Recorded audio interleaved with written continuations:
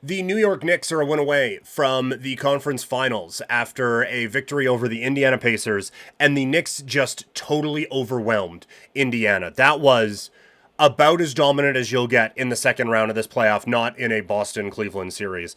The offense got everything they wanted in this game. Hartenstein, offensive rebounding, tremendous. And then Brunson was that offensive weapon one more time. He couldn't miss in this game. He was getting to every spot that he wanted. He was hitting every shot that he tried. Everything he wanted to do, Jalen Brunson was able to do. And when he is going like that, it just opens up so much for the offense, because the only thing the Pacers can really do, or the only thing the Pacers are doing, is throwing that double at him, and then it's two passes and Hart's open for a corner three.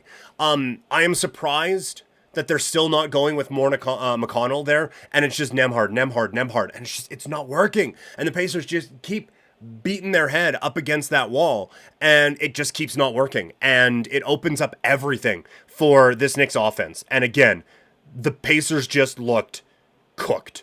It felt like they broke in this game, and they're going to have home court for their game on Friday, so maybe that gets it back. But Halliburton was terrible. Turner was all right. Siakam wasn't there. Like, there was just not a whole lot for this team on either end. Like I said, defensively they couldn't do anything. Offensively, whatever. And then the really tricky thing for the Pacers is that depth started to show up for the Knicks. McBride looked really good. Hartenstein, like I said, was a beast on the offensive rebounds. And when those guys are going, like, this Knicks team is really, really difficult to stop. So we will see what they're able to do coming up and see if they can put it away. One game in the NBA tonight, it is Denver taking on Minnesota, and the champs are back. The Denver Nuggets. So many people. You have Bill Simmons saying it's going to be a sweep. So many people questioning, like, oh, you guys think this is a dynasty and this is happening? Blah, blah, blah, blah, blah, blah. Jokic, this is your MVP. This is your king. And they went out and were like, yes, he is. And they kicked the shit out of him. Like, it ended up being, like, not a blowout game, but it was the reverse of game one, where everything for Minnesota looked hard and everything for Denver looked easy. And that Jokic, where he just tips it to himself, gets the rebound, turns around, and John Elway's it down the court for an open dunk. There's, like, 4 guys ever who could do that.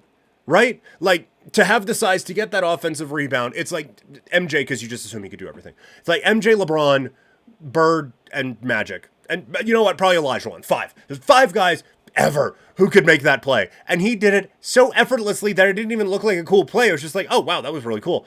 That was the extent of it. He was excellent. And Jokic was the one who really got going. In games in the past, he kind of deferred and was like, okay, well, we'll get Porter going, we'll get Gordon going, we'll get Murray going, and then in the fourth quarter, it'll be mine. And the whole game, he was like, this is mine. And there will be things that will open up off of that, but I'm going to get me first. And that's going to open everything up. And he dominated. Like, he went right at Rudy Gobert. And there's just no answer. When it is Gobert on Jokic, there's no answer. Because where's the help coming from off of that? Edwards? Like, he could, but then Jokic is going to find that.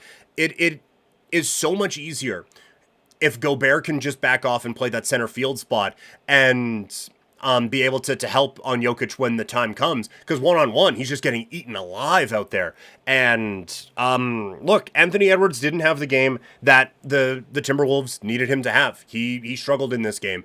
And I think that kind of will at least slow down the MJ comparisons for a week or two. But he was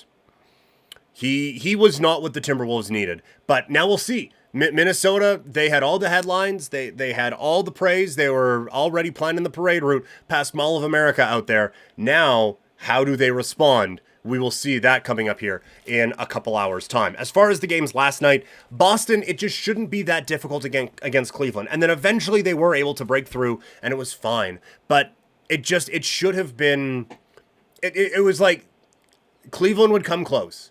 And then Boston would be like, okay, fine, we'll go up 6. Fine, we'll go up 10. And then Cleveland would get back into it, and they're just like, ugh, I don't want to try anymore. And so I really do worry about the killer instinct of this Boston team. And, like, their offense is just, that there's nothing to it on most possessions.